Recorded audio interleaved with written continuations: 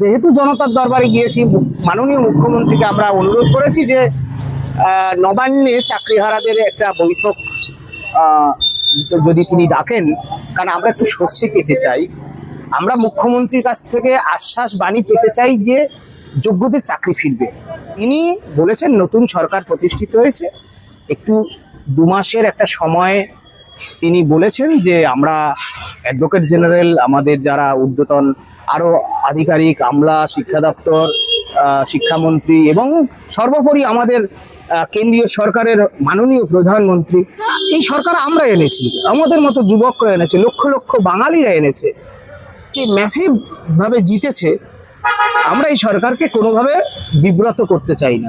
আমরা 22 এপ্রিল 2024 যখন এসএসসি 2016 প্যানেলের চাকরি চলে যায়, তার মধ্যে হাজার হাজার যোগ্য শিক্ষক শিক্ষাকর্মীর চাকরি চলে যায়, তখন আমরা প্রাক্তন মুখ্যমন্ত্রী শ্রীমতী মমতা বন্দ্যোপাধ্যায়ের সাথে বারবার আমরা আলোচনায় বসতে চেয়েছি যে হাতের একটা আঙ্গুলে যদি ক্যান্সার হয় আর সেই একটা আঙ্গুল যদি শনাক্ত করা যায়, কেন গোটা হাতটা কেটে দেওয়া হচ্ছে। তো মুখ্যমন্ত্রীকে আমরা বলেছিলাম যে সন্তান স্নেহে ডেকে নিন, তবুও তিনি বসেননি, ঔদ্ধত্য দেখিয়েছেন। তার পরিণাম আমাদের মতো যুবকদের অস্বীকার অবজ্ঞা করার ফল তিনি পেয়েছেন। জনগণের দ্বারা নির্বাচিত পরিবর্তনের সরকারের মুখ্যমন্ত্রী তৎকালীন বিরোধী দলনেতা আজকের মাননীয় শ্রী শুভেন্দু অধিকারী মহাশয়, 1 মাসও হয়নি আমরা দ্বিতীয় জনতার দরবারে চাকরিহারাদের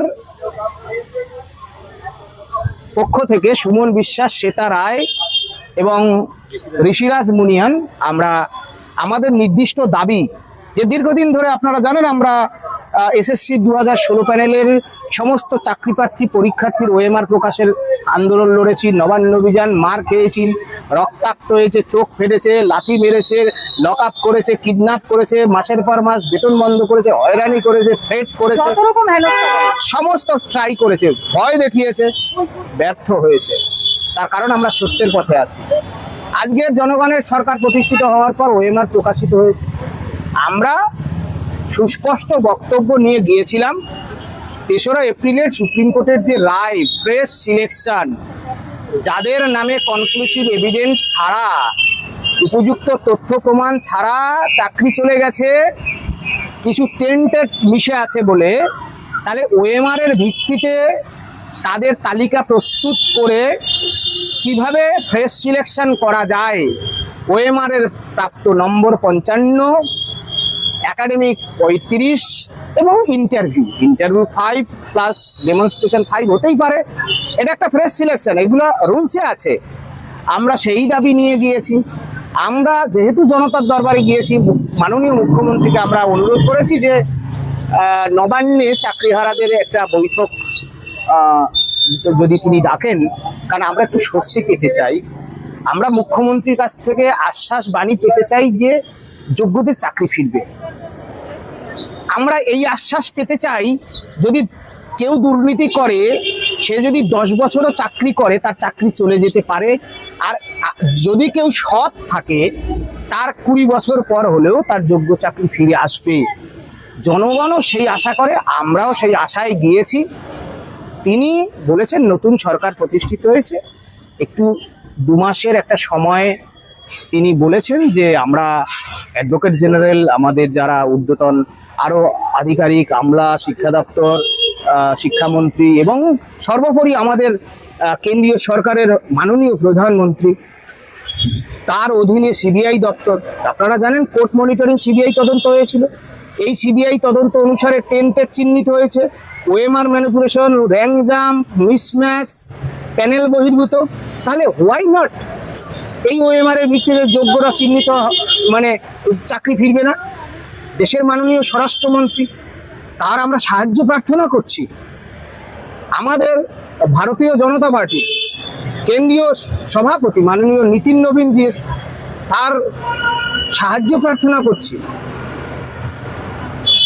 যে বিধানসভায় এই চাকরি একটা বিল আনা যেতে পারে, যে পূর্বতন রাজ্য সরকারের দুর্নীতির কারণে 26,000-এর মধ্যে বৈধদেরও চাকরি গেছে, সেই বৈধদের বাঁচানো, জীবন জীবিকার রক্ষা, যা আসলে সংবিধান রক্ষা, এই সংবিধান বা আইন মানুষের জন্য তৈরি হয়েছে, আইনের জন্য মানুষ নয়, মানুষের জন্য আইন।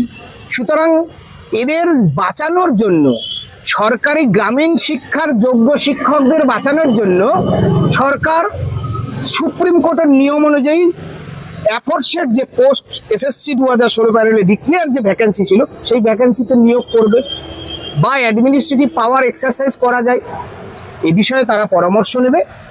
এবং নতুন সরকার এসেছে, আমরা কথা দিয়েছি তা নয়, এটা এই সরকার আমরা এনেছি, আমাদের মতো যুবকরা এনেছে, লক্ষ লক্ষ বাঙালিরা এনেছে, কি ম্যাসিভ ভাবে জিতেছে। আমরা এই সরকারকে কোনোভাবে বিব্রত করি না। তবে হ্যাঁ, এটাও তো ধরুন এক প্রকার সত্য, আমাদের আগস্ট 31 পর্যন্ত এক্সটেনশনে রয়েছে, আমরা ঘুমোতে পারছি না। এবং আপনাকে বলবো, মানে এটা মিথ্যে নয়, আজকে যে মাননীয় মুখ্যমন্ত্রীর সাথে আমরা সাক্ষাৎ করেছি, সারা রাত আমরা ঘুমাইনি। জেলার বিভিন্ন প্রান্ত থেকে সারা রাত ধরে এসেছে, দূর দূরান্ত থেকে, মালদা, উত্তরবঙ্গ, বেলদা, পশ্চিম মেদিনীপুর, ঝাড়গ্রাম, পুরুলিয়া, আমিও এক ফোঁটা ঘুমোতে পারিনি। সুতরাং মাননীয় মুখ্যমন্ত্রীর প্রতি আমাদের খুবই আশা আকাঙ্ক্ষা। তিনি জানেন যে এসএসসি 2016 সালের চাকরি কিভাবে ফেরানো যায়। এবং আপনারা জানেন, বিরোধী দলনেতা থাকাকালীন তিনি বিধানসভায় সামনে আমরা যখন আন্দোলন নিয়ে পৌঁছেছিলাম, তিনি আমার মাথায় হাত দিয়ে বলেছিলেন, এই বক্তব্যটা আপনারা অন রেকর্ড করে আমি বলছি, তিনি সেই জায়গা থেকে সরবেন না। তিনি একটা পদ্ধতি খুঁজছেন, আমার যেটা অনুমান, তিনি আইনের উপর দাঁড়িয়ে, কারণ সবার উপর আইন সত্য। নরেন্দ্র মোদী, আমাদের মাননীয় প্রধানমন্ত্রী, তিনি বলেছিলেন না খাউঙ্গা না খানে দিউঙ্গা, অর্থাৎ দুর্নীতিতে জিরো টলারেন্স। তার ডবল ইঞ্জিনের সরকার চলছে, পশ্চিমবাংলায় ভিন্ন হবে না। দেখছেন তো, অভয়া থেকে শুরু করে বিভিন্ন মামলা খুলছে, শিক্ষা দুর্নীতিও খুলবে, 26,000-এর চাকরি বাতিল খুলবে, এর সঙ্গে যুক্ত যত ষড়যন্ত্রকারী, দুর্নীতিগ্রস্ত, অমানুষ, প্রত্যেকের বিচার হবে। আর শুধু বিচার নয়, ধারাবাহিকতা সহ চাকরি ফেরানো, এটা শুধু সময়ের দাবি। আমি আজকের দিনে বেশি বলবো না, আমরা প্রত্যাশায় আছি, আশায় আছি, স্বপ্ন দেখছি যোগ্য চাকরি ফিরবে। কেন ফিরবে না? এটা হতে পারে চন্দ্র, সূর্য, গ্রহ, তারা যদি সেটা সত্য হয়, সূর্য সেটা যদি সত্য হয়, একটা নিষ্কলঙ্ক ছেলে, সত্যব্রত, 48 বছর বয়স, না পারবে আর পরীক্ষায় বসতে, তার যোগ্য চাকরি কারা হচ্ছে? একটা SLST 2 2025 পরীক্ষা নেওয়া হয়েছে, বলছে আমরা কমপ্লায়েন্স করেছি, সর্বৈব মিথ্যে। সুপ্রিম কোর্টের রায়কে মিসলিড করা হচ্ছে। পার্থ চট্টোপাধ্যায়কে চোর চোর বলা হলে বলছে আমাকে কেউ চোর বলেনি, আপনারা আমাকে চোর বলেন। দেখুন, অনেকে প্রাক্তন শিক্ষামন্ত্রী নিজেকে অনেকে এরকম বলে, হ্যাঁ, লোকে জানে। ওই ভদ্রলোক আবার বলছিল দুর্নীতি কোনো ইস্যুই না। দেখছেন না, দুর্নীতি কোনো ইস্যু না, সরকারটা চলে গেল কেন? উদ্ধত্ত। ওনাদের সম্পর্কে কথা যত কম বলা যায়। ব্রাত্য বসু নিজেকে প্রমাণ করেছে ব্যর্থ বসু, সুতরাং এদের সম্পর্কে এখন কথা কম বলাই ভালো, কারণ অনেকে ভোটে হারবে, হার জিত থাকবে। দেখুন, চাকরি ফিরে পাবো, এটা তো সময়ের দাবি। আমরা সত্যের উপর দাঁড়িয়ে আছি, সেই সত্যের উপরে দাঁড়িয়ে অমন স্বৈরাচারী দুর্নীতিগ্রস্ত রাজ্য সরকারের বিরুদ্ধে আমরা লড়াই করে প্রমাণ করে দেখিয়েছি আমরা কারা, আমরা কোন শ্রেণীর মানুষ। সুতরাং যোগ্য চাকরি ফিরবে, এটা ফিরতেই হবে, ফেরাতেই হবে, ফিরবেই।